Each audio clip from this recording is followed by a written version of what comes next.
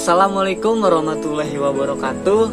Halo teman-teman, saya Fikri Hardiansah. Saya dari mahasiswa Universitas Pancasakti Bekasi, Fakultas Ekonomi dan Bisnis, Program Studi Manajemen dengan nomor NIM 28921500062. Setiap perusahaan selalu menghadapi masa depan dalam aktivitasnya guna mencapai visi dan misinya. Oleh karenanya, semua perusahaan dituntut untuk memperkirakan atau meramalkan masa depan usahanya.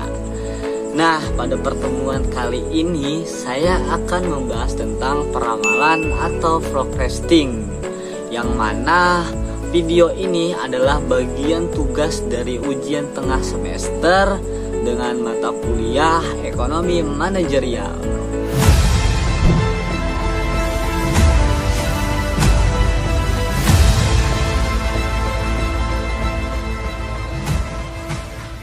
Peramalan atau forecasting adalah seni dan ilmu untuk memperkirakan kejadian di masa yang akan datang. Hal ini dapat dilakukan dengan melibatkan pengambilan data historis dan memproyeksikan ke masa mendatang dengan suatu bentuk model matematis atau kuantitatif, atau bisa juga merupakan prediksi intuisi yang bersifat subjektif. Peramalan ini pun dapat dilakukan dengan mengkombinasikan model matematis yang disesuaikan dengan pertimbangan yang baik dari seorang manajer. Ada pendapat lain menyatakan bahwa peramalan adalah upaya untuk memprediksi kejadian di masa yang akan datang. Nah, beberapa pendapat ada yang membedakan antara forecasting, pengolahan data masa lalu, dengan metode matematika untuk memperkirakan atau memprediksi keadaan di masa depan. Dengan prediction, pengolahan data masa lalu dengan menggunakan pengetahuan subjektif atau pengalaman untuk memperkirakan prediksi keadaan di masa depan. Pada umumnya ada 3 jenis peramalan, yaitu yang pertama peramalan ekonomi. Nah, peramalan ekonomi ini berkaitan dengan siklus bisnis dengan memprediksi tingkat inflasi, suplai uang, dan indikator ekonomi dan keuangan lainnya. Dan yang kedua, peramalan teknologi. Itu berkaitan dengan tingkat kemajuan teknologi yang akan melahirkan peralatan atau produk baru. Dan yang ketiga nih, peramalan permintaan, berkaitan dengan permintaan produk. Sedangkan berdasarkan horizon masa depan, peramalan biasanya diklasifikasikan menjadi beberapa periode. Nah, yang pertama ada peramalan jangka pendek. Peramalan jangka pendek ini meliputi jangka waktu kurang dari 3 bulan sampai dengan 1 tahun.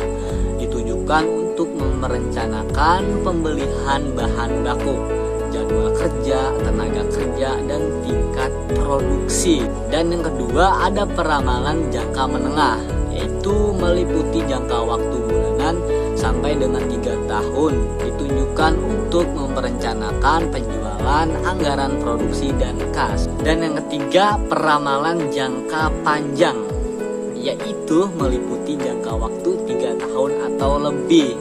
Ditujukan untuk merencanakan suatu produk, pembelanjaan modal, pengembangan lokasi atau fasilitas, serta penelitian dan pengembangan. Nah, perusahaan harus bisa memprediksi besarnya permintaan pelanggan akan produknya. Peramalan ini disebut juga peramalan penjualan. Kenapa? Peramalan permintaan merupakan usaha untuk mengetahui jumlah produk atau sekelompok produk di masa yang akan datang dalam kendala atau kondisi tertentu, serta untuk mengurangi resiko untuk ketidakpastian yang dihadapi. Hal ini juga berkaitan dengan kegiatan pengendalian produksi, kapasitas, serta sistem penjadwalan, dan menjadi input bagi perencanaan bagian keuangan, pemasaran, dan sumber daya manusia. Nah, di sini ada pendekatan dalam peramalan. Nah, pendekatan dalam peramalan ini sama halnya pendekatan dalam mengambil sebuah keputusan manajemen.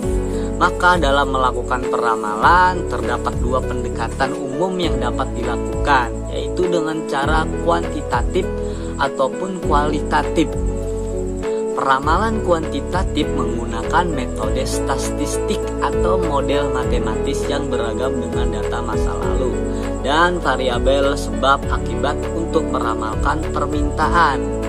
Adapun peramalan subjektif atau kualitatif yaitu menggabungkan faktor seperti intuisi, emosi, pengalaman pribadi dan sistem nilai pengambilan keputusan untuk peramal. Beberapa perusahaan menggunakan satu pendekatan dan perusahaan lain menggunakan pendekatan yang lain. Nah, teman-teman, terima kasih. Mungkin itu saja pembahasan tentang materi peramalan atau forecasting dari saya. Apabila ada kesalahan kata maupun kesalahan dalam materi tersebut, mohon dimaafkan.